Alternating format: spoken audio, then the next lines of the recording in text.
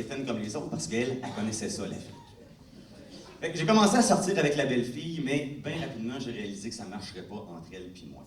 Je savais qu'elle me tomberait ses nerfs. Le problème avec la belle-fille de Foliette, c'est qu'elle est toujours de bonne humeur. Moi, la bonne humeur, ça m'écoeure.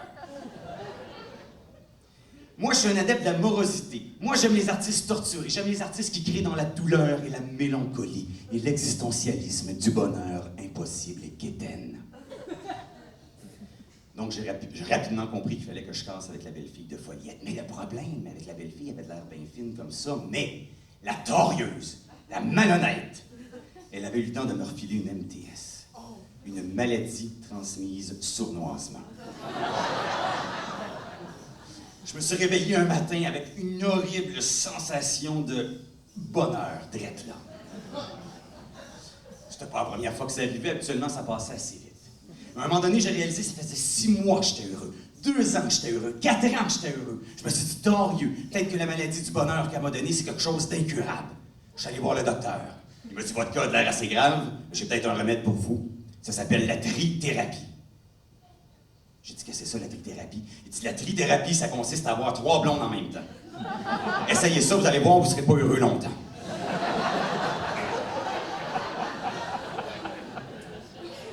OK, mais le problème, c'est que moi, je commençais à y prendre goût à ma maladie. C'est ça qui est vicieux avec la maladie du bonheur. Ça crée l'addiction, ça crée la dépendance.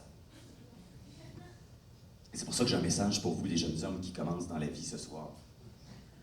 Méfiez-vous des amours sincères avec des femmes extraordinaires parce que ça mène à la tyrannie du bonheur. Puis surtout, méfiez-vous des franco-ontariennes. Parce que oui, j'ai une blonde franco-ontarienne, mais il y a pire que ça dans ma vie. Depuis le printemps passé, j'ai un petit bébé franco-ontarien qui est né de la bedaine de la franco-ontarienne. Vous imaginez l'horreur que je dois endurer depuis la naissance de la petite baveuse. Je dis petite baveuse parce que ma fille a produit beaucoup d'eau avec sa bouche. Ça paraît qu'elle est née dans la province des Grands Lacs. Parce que ma fille produit quotidiennement avec sa bouche 20% des réserves d'eau douce de la planète. Une autre preuve qu'elle est franco-ontarienne, c'est une super têteuse. Elle tête tout, elle tête son pouce, elle tête son poing, elle tête son talon, elle tête son pied. Quand je la prends dans mes bras, elle me tête les biceps. Vous vous demandez pourquoi j'ai pas de muscles? C'est mon bébé qui les a têtés. Déjà, le jour de sa naissance, cet enfant-là commençait à me faire souffrir. D'abord, elle était bien en retard, exactement comme sa mère. Elle est arrivée 10 jours plus tard que prévu, puis quand les contractions ont commencé, ça y a pris 48 heures pour sortir de la bedaine. Mademoiselle voulait rester dans son trou, exactement comme une franco-ontarienne normale.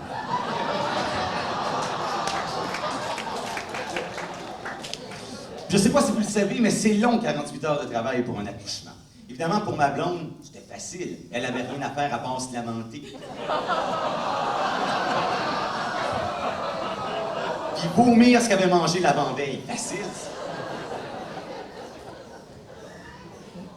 Mais pour moi, c'était vraiment long. J'avais fini mon livre. Il n'y avait plus rien de bon à TV. J'avais mangé toutes mes chips. Elle voulait même pas que j'aille jouer au tennis avec mes chums.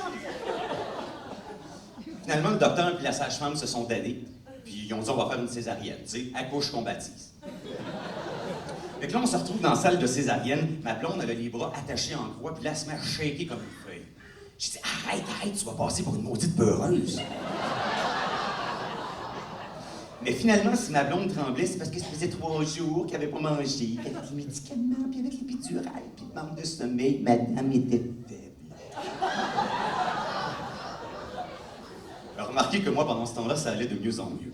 Parce que il y avait une douzaine de belles gardes malades dans la salle, plus la sage-femme, plus la docteure qui était vraiment cute, qui ressemblait à Andrea Lindsay, mais en plus grande. Le pétard, le pétard. Le party.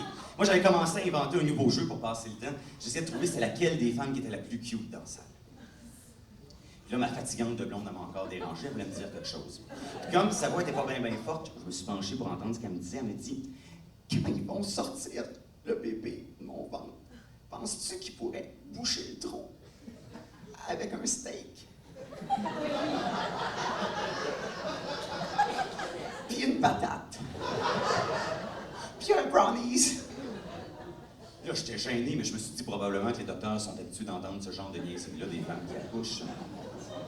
Puis juste au moment où j'étais pour demander aux gardes-malades si c'était possible de rembourrer la bédaine de ma femme avec une patate et un steak, j'ai aperçu 2 paires de mains de docteur qui sortaient une touffe de poêle de la bédaine. Parce que le jour même de sa naissance, ce bébé-là avait beaucoup de cheveux. Et ça, j'ai trouvé ça suspect. Parce que je me suis dit, si ce bébé-là a bien des cheveux, c'est peut-être pas le mien. Il va falloir que je fasse passer des tests génétiques à ce bébé-là aussi. Mais à ce moment-là, les docteurs ont sorti le bébé de la bédaine de sa mère et j'ai constaté que c'était un gars. Et là, j'étais rassuré parce qu'avec la longueur de son zizi, c'était clair que c'était lui.